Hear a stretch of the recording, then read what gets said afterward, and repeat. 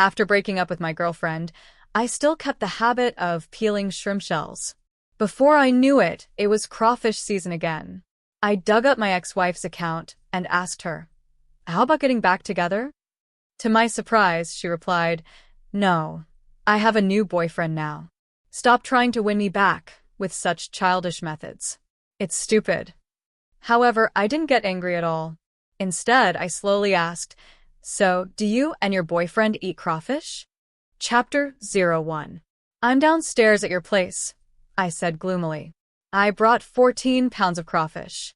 The voice of Willow on the other end of the phone suddenly stopped. She seemed incredulous, as if she thought the whole thing was absurd. Then I heard her lightly sniff, and as usual, with a sharp tone, she asked, "What did you just say? Repeat what you just said." I didn't expect Willow, so young, to already be starting to lose her hearing.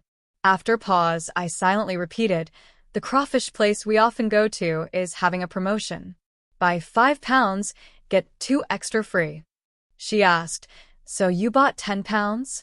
Willow's voice suddenly became sharp. Over the phone, I could almost hear her hysteria.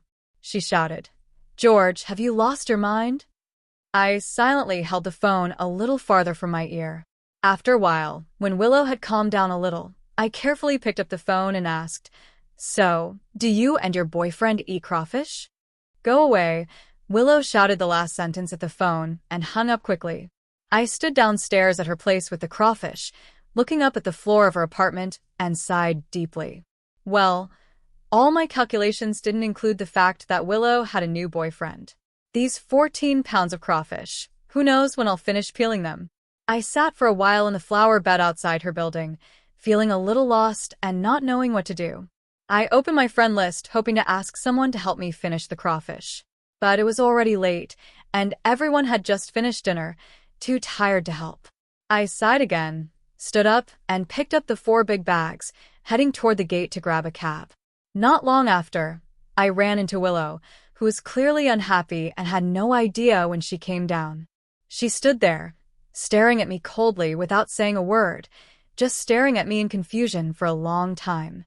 I smiled, holding up the crawfish bags, and asked, "Freshly cooked, don't you want some?" Willow kept a cold expression, took 2 bags of crawfish from my hands without saying anything, and turned to leave. "Wait!" I couldn't stop myself from calling her. Willow turned to look at me, pursing her lips, her eyebrows raised slightly. I had been with Willow for 4 years, and I was very familiar with her little gestures. In fact, I was so familiar with them that she didn't even need to speak for me to understand what she meant. Just like now, what she was trying to say was, say it quickly, get to the point. But she didn't speak. She just looked at me coldly. A raised eyebrow and a glance were enough for me to understand. I paused for a moment and silently said, 5 pounds of crawfish, $240.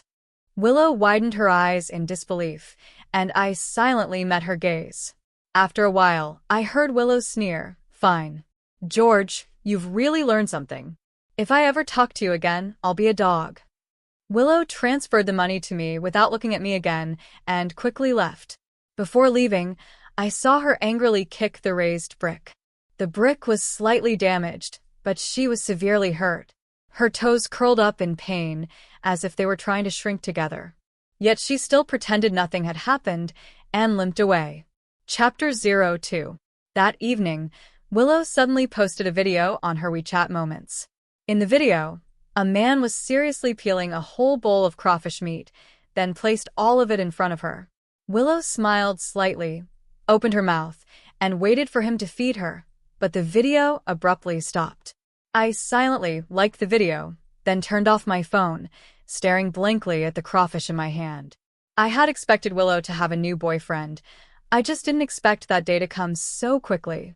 When we were forced to break up, Willow, with red eyes, clung tightly to my sleeve and tearfully threatened me, saying, "George, if you dare find another woman, I'll haunt you as a ghost." Willow had said she would wait for me forever, and I believed her. But 6 months later, she already had a new boyfriend. I silently ate a piece of crawfish that I had peeled, and it tasted a bit sour.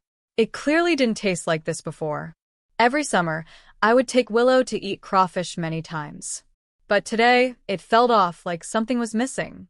I silently opened the chat with Willow, wanting to ask her if the crawfish we bought this time tasted different. But as I finished typing the message, I suddenly realized that Willow must have a new boyfriend now. As her ex, it probably wasn't a good idea for me to keep disturbing her. I slowly deleted the message, and when I deleted the last word, I saw that Willow's profile picture had changed to a photo with that man. The next moment, I saw a message from Willow. She wrote, "Let's delete each other. I don't want my boyfriend to misunderstand." I didn't reply, staring at these two sentences for a long time. I initially wanted to reply with okay, but was afraid to send it, imagining the red exclamation mark that would appear.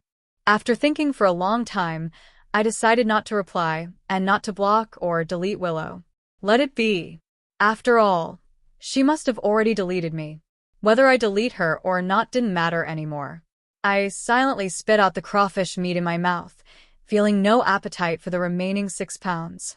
After washing my hands in the kitchen, I came out and suddenly received a message from WeChat. I casually glanced at it and saw that Willow had sent a message. Test. It was a random message, and then she quickly retracted it. I was a bit confused and sent her a question mark in reply. The next second, a red exclamation mark popped up in the chat. This time, Willow really had blocked me. I held my phone silent for a long time. 10 minutes later, I thought for a moment and decided to send a message to the account that had blocked me. Well, I have to move on too. Once sent, the message was delivered successfully.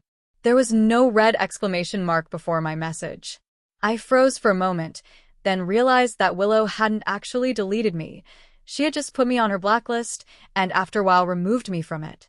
On Willow's side, it showed typing for a long time. Finally, she sent, "Whatever. Whatever you want." I looked at the message, frowned slightly, clicked on her profile, stared at it for a while, then pursed my lips and deleted her as a friend. Just like how eating too many crawfish isn't good for your health, Willow has a boyfriend now, and it's time for me to look ahead too. Chapter 03. I've come to terms with things. So when the manager once again mentioned introducing his sister to me at work, I didn't laugh it off and change the subject like before. Instead, I smiled and said, "Sure, bro. You can introduce her to me through a friend request. We can get to know each other first." That day, I added her as a friend and sent a simple greeting. It seemed like she wasn't too eager to chat. I'm not the type to push for a conversation, so after a couple of awkward exchanges, we didn't talk much further. I thought that would be the end of it and that nothing would come of it with Sue Manager's sister. But I didn't expect Sue Manager to be so persistent. That very evening after work, he invited his sister out to dinner and then found some excuse to say he needed to talk to me.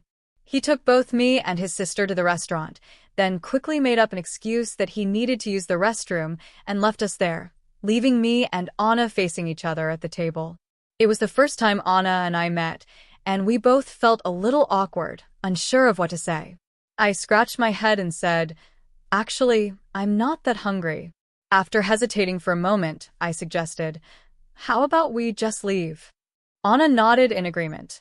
But just as we were about to get up and leave, the waiter began bringing out the food. It was then that I realized Sue Manager, before leaving, had thoughtfully ordered our meal and even paid the bill. At this point, not eating felt a little uncomfortable. Anna hesitated for a moment, then sat back down in her chair, smiled slightly, and said, "My brother is like that. Sometimes he's just so hard to deal with." I quickly waved my hand. No, I actually think Sue Manager is a great guy. He's always been really supportive of me." Anna gave me an incredulous look, then after a long silence, she finally said, "Now I get why my brother values you so much." She continued, "He keeps telling me how great you are. I'm starting to get tired of hearing it." I squinted, suddenly interested, wondering what exactly Sue Manager had been saying about me. The moment the topic came up, Anna seemed to wake up and got really excited. She insisted on telling me all the bad things about her brother. I listened and laughed as we gradually started talking more animatedly. Just as Anna and I were getting along more and more, a cold laugh suddenly interrupted us. "Heh, I turned around and met Willow's disdainful expression. She sneered and said, "Well, what a coincidence. Your new girlfriend." I froze for a moment, unsure of how to explain. But it seemed like Willow didn't need an explanation from me. She just stared at me intently, biting her lip, and said, "There's no space left in this restaurant. Would you mind if my boyfriend and I join you?" Before Anna and I could refuse, Willow and her boyfriend naturally sat down at our table. I was still wondering if Willow had come to pick a fight, but then I realized they seemed to just be here to share the table. After sitting down, she didn't even look at me. Instead, she and the man next to her leaned in and started selecting dishes from their phones. Whenever they found something interesting, the guy would lean in and whisper something in Willow's ear. Before long, Willow let out a few giggles and playfully punched his shoulder. The two of them seemed incredibly intimate and sweet, making Anna and I look somewhat out of place. Especially when Willow occasionally looked up and her gaze swept over Anna sitting next to me. Her expression wasn't exactly friendly. Anna, who was sitting beside me, caught Willow's gaze several times. She seemed a bit uncomfortable and couldn't help but send me a text asking, "Are they your friends?" I had no reason to hide anything, so I replied briefly, "Yeah, that girl is my ex-girlfriend. The other guy is probably her current boyfriend." What a typical ex versus current partner situation. Anna glanced down at the message and couldn't hold it in, almost spitting her lemonade out. Willow instinctively leaned into her boyfriend's arms. I quickly handed a napkin to Anna, fearing she might really spit out the drink. Anna wiped her mouth and said, "I'm fine." I was still flustered handing her the napkin but accidentally grabbed her hand as she took it. The next moment, it was as if my hand had burned her, and she quickly pulled her hand back in panic. I turned around wanting to say something, but as soon as I looked up, I ran into the sight of her flushed ears. Since we were sitting so close, I could even clearly see the visible blush still lingering on Anna's cheeks. I was about to apologize, but what came out instead was, "I didn't know you were so shy." I asked, "Has Miss Sue never been in a relationship before? Otherwise, how could she be this shy?" Anna started coughing again, her face turning bright red. I hurriedly handed her some water and patted her back to help her recover. After a while, Anna finally calmed down. She gave me a look of mild reproach, and I couldn't help but laugh. At the exact moment I laughed, there was a loud crash next to us, the sound of glass breaking on the floor, which startled both Anna and me. I instinctively turned my head to look, only to see shards of glass scattered everywhere and Willow's displeased face. When she met our gazes, she quickly pulled back her hand, lowered her eyes, and said slowly, "Sorry, my hand slipped." Willow gave Anna a deep resentful look and coldly said, "Let us order a salad to apologize." Anna quickly refused. "No need, no need. I'm already full." However, Willow completely ignored her and arrogantly called over the waiter to order a salad and 4 desserts for her boyfriend. Anna looked at Willow's actions, curling her lips and tilting her head as if she was about to say something to me. But before she could speak, she was interrupted by Willow. Willow sneered, "You two don't seem very well matched." She stared at Anna, speaking slowly. "How did you two get together? Don't mind telling me." Every word dripped with venom. Her tone also carried the vibe of a main wife confronting a mistress. It made everyone listening feel uncomfortable. Even Anna, who usually had a great temperament, couldn't help but furrow her brows. I sighed and patted Anna on the shoulder, signaling her to stay calm. I turned to Willow and said calmly, "Our business has nothing to do with you, does it? We don't need the desserts. We're full, so we'll be leaving now."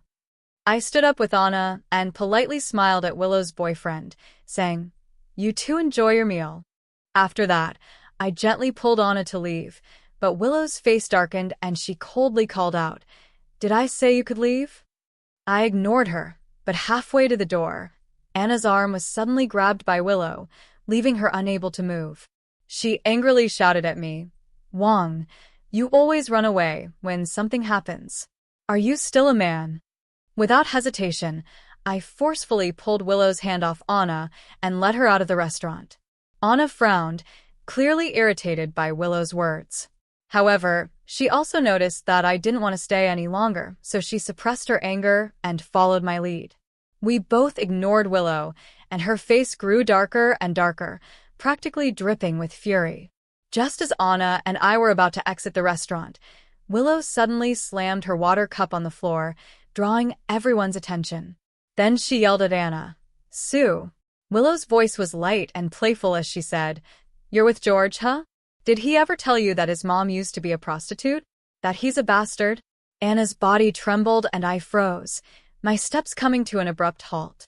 In that moment, it felt as if every single pair of eyes in the restaurant was fixed on me. I closed my eyes, hearing the soft murmur of whispers behind me. My hands trembled slightly as I clenched my fists tightly, struggling to suppress the suffocating sensation in my chest. Willow sneered and continued, "He didn't tell you, did he? George, look at you. How could you deceive this girl?" Willow tucked a strand of hair behind her ear and stepped closer to us, walking toward Anna until she stood right in front of her. She said, "He didn't tell you? Should I tell you the details?" She paused, leaning toward Anna, her gaze now shifting to me with a provocative smile. "I'm not sure, but I wonder if you'll still like him after hearing all of this." "Shut your filthy mouth." Anna bit her lower lip, glaring at Willow as if she were seconds away from slapping her across the face. But Willow just smiled and said, "Don't act like that. As women, I'm only trying to look out for you. I'm just worried you might not know who you're dealing with." Then out of nowhere I spoke. "Fine then. Go ahead, tell me," I said, interrupting Willow's mockery and Anna's furious reaction. Willow heard my voice and looked up at me. When she saw the calm expression on my face, a brief flash of panic crossed her eyes. Her expression froze, but she still asked, "What did you just say?" I shrugged. I said I almost forgot about it. "Since you remember, why don't you go ahead and say it? Let me hear it too." I repeated the words with no change in expression. As soon as the words left my mouth, the mocking look on Willow's face instantly froze. In that moment, it seemed she realized that as she was trying to insult Anna with her words, George, was standing right in front of her. George. Willow couldn't say anything else. She stood there for a long time, and all she managed to say was my name. Her panic was obvious as she reached for my arm. I remained silent, watching her until her hand froze in front of her. She stammered, "No, that's not what I meant." Willow's eyes reddened as she tried to explain. I simply asked, "Aren't you going to say it?" She shook her head, her voice sharp as she answered, "I'm not going to say it." It was as if she were desperately trying to cover up her emotions, and then she quickly added, "George, I didn't mean it. You know me, I would never say such things. I really didn't mean it." Willow's explanations became more frantic. She was stomping her foot, so anxious that she was on the verge of tears. I just watched her unravel, and before I left, I gave her a deep look, leaving her with a final cold sentence. "You're really disgusting." Pretending to have amnesia right after acting like that, shameless to this extent. If she wasn't being a whore, then who was? I calmly finished speaking, turned, and walked away. As I closed the restaurant door behind me, I heard the sharp sound of something crashing to the floor inside. After leaving the restaurant, I looked up. Only then did I realize that it had started to rain lightly outside, though I didn't know exactly when. The rain wasn't heavy, just a light drizzle that brought a refreshing coolness to my face. I hadn't brought an umbrella, so I sighed. When the car to pick up Anna arrived, I got up to leave. However, as soon as I stepped into the rain, my sleeve was suddenly pulled. I turned around and met Anna's calm, yet concerned face. She asked, "Where are you going?" She frowned. "Why aren't you getting in the car? You're not bringing an umbrella. Where do you think you're going?" I remained silent, replying, "In weather like this, it's not a big deal not to use an umbrella." It was just light drizzle with no wind or lightning. But Anna wouldn't let go and kept tightly gripping my sleeve. I frowned, wanting to explain, but when I saw the panic on Anna's face and the way her fingers trembled as she held onto me, I suddenly paused. It hit me. Anna seemed to be worried about me. The realization made all the emotions I had been trying to suppress surge once again. My heart skipped a beat, and a wave of bitterness and warmth washed over me. I said, "What are you thinking?" "I'm fine." I forced a smile as I explained, "I just want to walk to the subway station and take the subway home." Anna frowned, her gaze on my face full of suspicion, as if she didn't believe me. I said, "I'm really fine." I shrugged and gave her a reassuring smile, explaining calmly, "What Willow said is true. What's there to be upset about?" I couldn't deny the fact that my mother had worked in a special profession, nor could I deny that I didn't even know who my father was, just a bastard born into this world. Just like I couldn't deny that I had once been in a deeply painful relationship with Willow. But in the end, it had ended in chaos with nothing but broken pieces left. I said, "Look at the bright side." I patted her shoulder and smiled, saying, "Not knowing who my father is means I don't have to worry about taking care of him when he gets old. That's one of the few fortunate things, haha." Anna was stunned by my words. She probably hadn't expected me to be so unaffected by my past that I could even joke about it.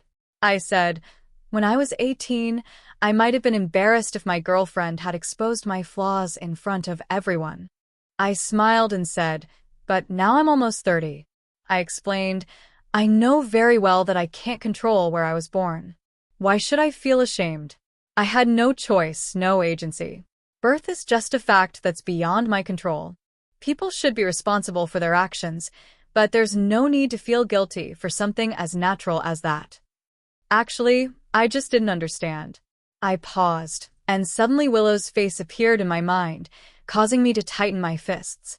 I just didn't understand why Willow had become like this. In the past, when I woke up from nightmares of being bullied, Willow would be there, nestling in my arms, soothing me with gentle words, saying, "It's okay. It's okay. It's all over. It's not George's fault. Those people were too cruel. We won't hang out with them anymore." But now she had turned into the aggressive, confrontational person who had just yelled in front of everyone, "Did you know his mother used to be a prostitute? He's a bastard." I lowered my head and unconsciously pinched the space between my eyebrows, trying to calm myself down. Anna stared at me for a long time, her expression complicated. After a while, I felt her hand slowly release mine. She said, "You're right." Her voice was choked, but she spoke seriously. "People can't control their birth, and of course that's not your fault." I snapped back to reality and saw Anna staring at me. She gave me a small wink and, with a voice still choking with emotion, said, "I left something in the restaurant. Can I go back and get it? Will you wait for me here?" I froze for a moment, unable to process what had just happened, and before I knew it, Anna had already gotten up and gone inside. When she returned, jogging back with a somewhat familiar umbrella in her hand, she flashed me a bright smile and said, "No time to explain. Get in the car." I thought taking the subway would be convenient, but Anna was surprisingly persistent. I couldn't argue with her, so in the end, I reluctantly got in the car. Once we arrived at my place, I felt that not inviting her in for a cup of tea would be a bit impolite. I started to ask her, but as soon as the question left my lips, Anna's face instantly flushed red. I had been feeling groggy all day and didn't catch on to what she was thinking. I just assumed she was uncomfortable because there might be someone inside, so I casually explained, "It's just me at home. It won't be inconvenient." But the moment I explained, Anna's face turned even redder. Only then did I realize that what I had said might have been inappropriate. In the end, I made her a cup of hot water, and after sitting with her for a while, I sent her off. After I saw Anna off and closed the door, I was about to head to the kitchen with my cup. But just after taking a couple of steps, the door suddenly knocked again. I wondered, "Did you forget something?" asked as I opened the door. The next moment, I heard a familiar female voice. The woman shouted, "Who forgot something? Your new girlfriend? Well, how long have you known her? And you already brought her home."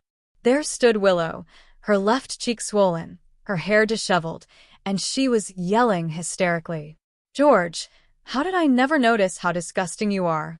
Acting all high and mighty, and as soon as we break up, you move on without missing a beat. What's next? You found someone just like your mom, a colleague, huh? You two really do go together. A scumbag and a bitch. You two should lock yourselves away forever. I looked at her, and as soon as I met Willow's gaze, I suddenly reached out and slapped her hard across the face with all my strength. Willow's head was knocked sideways by the force. She lowered her head and raised a hand to cover her numbing face, and tears started to fall down her cheeks. I didn't want to say a word to Willow. I raised my hand to shut the door. However, the next second, just as I slammed the door shut, a sharp scream pierced through the air. I was suddenly aware that her hand had already slipped through the door. Her hand got tightly caught in the doorframe, and she curled in pain, her face instantly turning pale. As I gritted my teeth and tried to pull the door open to push her out, she suddenly lunged at me like a madwoman, wrapping her arms tightly around my neck. Her body pressed up against mine. In a fit of rage, I reached back to grab her hair, but she clung to me like she was numb to everything, refusing to let go. I couldn't help but curse. "Willow, are you crazy?" "Yes, I'm crazy," she cried, shouting, her voice sharp as though it was being torn apart. She said, "George, it's you who drove me insane." Before I could react, she bit down on my lip like a crazed siren, as though she had lost her mind. In an instant, the strong taste of blood spread across my lips and teeth. I widened my eyes in fury, and in a burst of rage, I shoved her chest violently, pushing her away. Then I kicked her hard in the abdomen. As Willow fell to the ground, I yanked her hair and, without hesitation, I slapped her hard across the face. With a crisp slap, Willow stopped struggling, sitting limply on the floor, her hair disheveled. Tears welled up in her eyes as she looked at me, her voice trembling as she asked, "You actually dared to hit me?" The answer to Willow was my clenched teeth as I raised my hand again, delivering another slap across her face. After those two slaps, blood trickled from the corner of Willow's mouth. It was at that moment that I noticed a distinct bruise around her eyes, and her eyelid twitched. She said, "George, you really have some nerve." Willow wiped the blood from the corner of her mouth and said slowly, word by word, "You can be so harsh with me. Ever since I met you, you've been like this. Cold and indifferent, as if no matter how much I shout or make a scene, you don't care, you don't mind."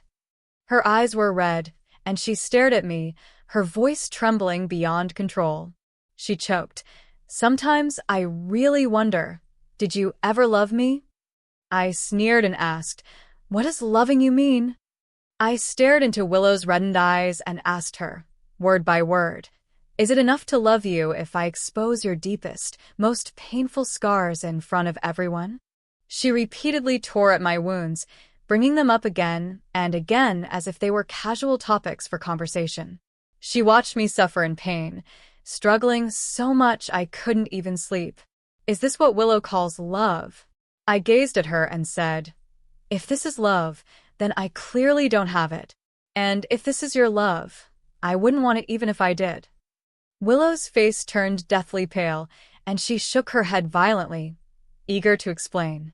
She said, "No, that's not it." She continued, "I didn't mean it like that. I just saw you with that woman, and you wouldn't even acknowledge me. I was really hurt. I was really jealous of her, you know?" Willow anxiously tried to explain to me. She said, "I don't know why I said those things. You're always so lifeless, acting like you don't care about anything. I just wanted to get your attention, to make you stop and comfort me. But I didn't mean to." Willow's words stopped abruptly when she saw the indifferent look on my face. She sobbed as she came closer to me. "Please don't treat me like this." Willow's voice was trembling, her fingertips shaking as she took 2 steps forward, trying to hug my leg. She cried, "I don't want you to be like this. Whether you hit me or curse me, just don't act like this, okay?" But as she moved closer, I didn't hesitate for a second to push her away. I pinched the bridge of my nose, met her gaze, and said to her word by word, "What's done is done. Right is right, and wrong is wrong." If Willow truly realized that and apologized to me, I might have calmly talked things through with her. But she didn't. She only cared about clearing her own name, about entangling me further, busying herself with meaningless words that had no relevance to the situation at hand. And at that moment, I thought she was nothing more than a worthless, deceitful woman from head to toe. I said, "Leave." My voice was hoarse but firm. I said, "I don't want to see you again. Don't ever show up in front of me again. From now on, we walk our own paths, separate ways. No debt to each other. And hopefully no more interference." I opened the door, making my intentions of wanting her to leave abundantly clear. But Willow's hand tightened even more, and she refused to budge. She said, "I don't want to." That was Willow's answer to me. She gripped her hands tightly, her tone obsessive as she stubbornly said, "I don't want to break up with you." She continued, "You're just angry right now. You're saying things out of frustration, but you don't really mean it." Willow didn't care, growing more convinced that she was right. She nodded, saying, "We've known each other for almost 20 years, and you pursued me for so long before we finally got together. You've always liked me. How could you possibly want to break up with me? That's impossible." I gritted my teeth and grabbed the doorframe with force, repeating to Willow, "Leave." Willow was unwilling, still wanting to say more, but when she saw the fierce disgust in my eyes, her breath hitched, and she couldn't take another step toward me. She said, "Fine." Willow responded reluctantly, almost as if she didn't understand human language, adding, "I'll leave today, but I'll come back tomorrow." After she spoke, she turned to leave, and I finally couldn't hold back the turmoil inside me. I grabbed the couple's mug from the table and smashed it on the floor. The pink-orange cat mug shattered into pieces, making a sharp, clear sound as it hit the ground. I said, "Don't ever bother me again." I gritted my teeth and spat. "Get as far away as you can, Willow. What you said today is no different from the people who bullied me back then." Willow's steps froze in place, and she stood there for a long time, not moving. I slammed the door shut with force, sank to the ground, and sat there in a daze for a long time. That night, I dreamt of Willow. 12-year-old Willow wore a light blue dress and had her hair tied up in a ponytail. Her eyes sparkled like stars in the sky. She stood in front of me, speaking so seriously she didn't sound like a child at all. She said, "Come with me. Don't pay attention to those bad kids. It's not your fault." The scene changed and she was 18. She took the love letter I handed her. Her eyes reddened as if she was about to cry at any moment. Willow looked up at me, her voice soft and sincere as she said, "George, I thought you'd never speak up. Promise me we'll always be together, okay?" I looked at her and answered seriously, "Okay." But in the blink of an eye, the scene from my memory slowly shattered before me until it disappeared entirely. I thought that erasing Willow from my life would leave me in pain for a long time. But in reality, the very next day when I started working at the company, I almost instantly forgot about Willow. The company had landed a big contract, and everyone was running around like crazy, all busy preparing for year-end bonuses. I didn't have much time to be sentimental about a past relationship. After that day, Willow seemed to finally stop trying to hold on. She no longer harassed me, stopped calling or texting me in different ways. In my busy and monotonous daily life, the only messages I occasionally received were from Anna, sharing pictures of cats or beautiful sunsets. After that night, my relationship with Anna didn't grow distant. In fact, it seemed to be improving. Anna was a very thoughtful girl. She knew I was busy, so she didn't keep chatting with me for no reason. We'd talk occasionally, and sometimes I'd have a cup of coffee she made. Our relationship wasn't bad, nor was it especially close, just like how friends get along, neither too hot nor too cold. I actually liked this kind of relationship. But Manager Sue, seeing how slow things were progressing between Anna and me, was really anxious. So after work that day, he grabbed me and pleaded, "George, today is my silly sister's birthday. Do me a favor and join us for dinner." I scratched my head instinctively, trying to refuse. "How about next time?" I didn't get her a gift. Manager Sue waved his hand dismissively. "You don't need to bring anything. Just show up, that's all." Manager Sue firmly grabbed me, and seeing that I wasn't budging, he handed me the gift he had prepared and said, "This is the gift you're giving her. Just give it to her." Is it really that simple? I scratched my chin, about to say something, but Manager Sue didn't give me a chance and directly dragged me to the car. When we arrived and were about to enter the private room, my phone suddenly rang with an unknown number, no contact saved. I answered instinctively, and the next moment my ear was filled with a cacophony of noise. On the other end, there was the sound of car honks and a lot of people talking and shouting as if there had been some kind of chaos. "George," Willow's weak voice came through the phone. She spoke in pain. "I've been in a car accident. Can you come pick me up?" I paused for a moment. The door to the private room had already been pushed open by Manager Sue. I saw Anna look up at me, her eyes lighting up when she saw it was me. She stood up and came towards me. Meanwhile, Willow's voice on the phone grew more frantic. She carefully spoke to me. "George, I'm badly hurt. Can you come, please?" Out of the kindness of having known her, I didn't hang up immediately. Instead, I lowered my head and quietly spoke. "I'll call an ambulance for you. Or if you give me your boyfriend's number, I'll call him to come help you." After I finished speaking, Willow on the other end of the phone was silent for a long time. It was so long that Anna had already jogged up and stood in front of me. She was slightly out of breath, yet still smiling brightly as she asked me, "George, what are you doing here?" "I didn't expect you to come to celebrate my birthday." "I'm so happy." At that moment, the phone call with Willow was abruptly cut off, leaving only the sound of a busy tone. I thought for a moment, worried that she hadn't understood what I had said, so I typed out the message again and sent it to her number. But even after finishing Anna's birthday celebration, there was still no response from Willow. She wasn't a child anymore, and she should know better than to joke with her life. That's what I thought until I saw Willow, covered in injuries, lying in the hallway outside my door. My eyelids twitched uncontrollably. It seemed like she heard my footsteps, and with great effort, she lifted her head to look at me, forcing a smile. She waved her hand weakly and said, "Hi, George." Willow pointed to the side and smiled at me. "I brought you your favorite crawfish." Willow, battered and bruised, was sitting next to a clean box of crawfish. The packaging showed it was from the place we had visited countless times. But she seemed to have forgotten some things. I sighed, crouched in front of her, and slowly said, "You're wrong. You got it mixed up. The one who likes crawfish has never been me." Willow froze in place, stunned. Chapter 09. A long time passed, and I could see Willow's expression gradually turn blank. That's when I knew she remembered.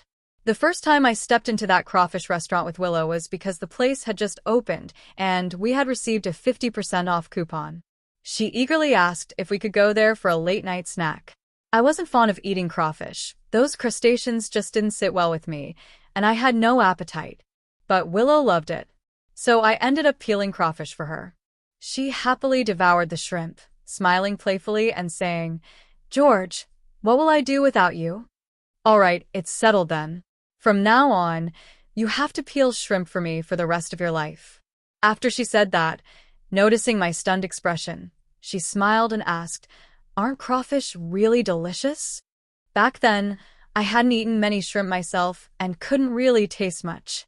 But seeing Willow's smile, I absent-mindedly nodded. That summer, Willow fell in love with crawfish, and every few days she'd ask me to take her for another round. I asked her, "How come you never get tired of this?" Willow wrapped her arms around mine and said, "I'll never get tired of eating it with you." I thought about it for a moment, and from then on, whenever she was feeling down, I'd buy her crawfish. When she was happy, I'd buy her crawfish. When she craved a late-night snack, I'd buy her crawfish. But I forgot that time was moving forward. People's tastes aren't always the same. Willow had grown tired of crawfish. She forgot that she once loved eating the crawfish I peeled for her. Only I remained stubbornly clinging to the memories of our past. Clumsily carrying crawfish, I repeatedly appeared by her side. It wasn't until now that Willow seemed to finally realize. After we broke up, I sat for an hour in a car under the 36-degree heat, then spent another half hour in the noisy, stuffy barbecue restaurant, finally carrying 14 pounds of crawfish and walking 800 meters to stand beneath her building. It wasn't because I was craving it. It was because I wanted to see her. When she asked me if I had ever loved her, I thought that now she must have found the answer.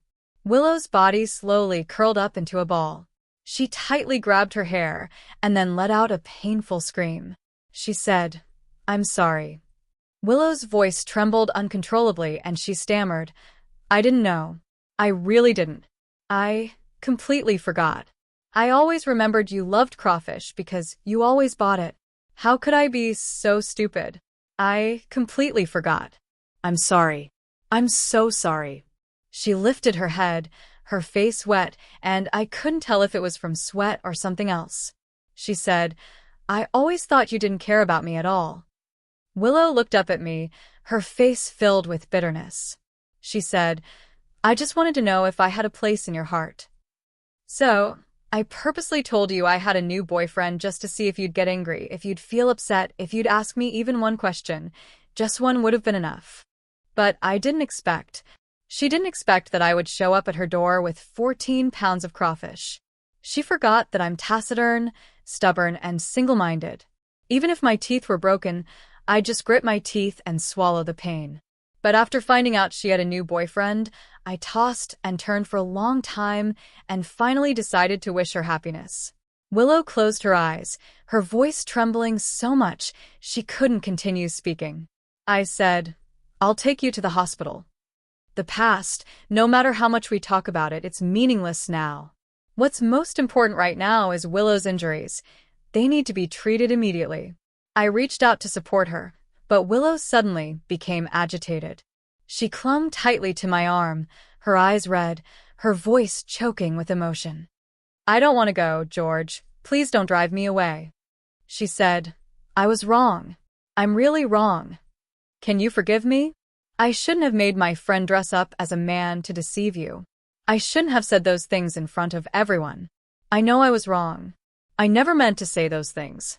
I just didn't feel secure. I just wanted to know, do you really love me?" Willow's voice went from frantic shouting to broken sobs. Her entire body trembled as if she was about to pass out at any moment. I knew her emotional state wasn't right, and I should be focusing on calming her down. But that word, forgive, kept lingering on my lips, and yet I couldn't bring myself to say it. I supported Willow, and we stood in silence for a long time. It was long enough for Willow to gradually calm down. Finally, I lowered my head and whispered, "Forget it. The crawfish from that barbecue restaurant, it's lost its flavor. Just like the relationship between me and Willow. It doesn't taste good anymore. If we insisted on eating it, all we'd get is a mouthful of bitterness."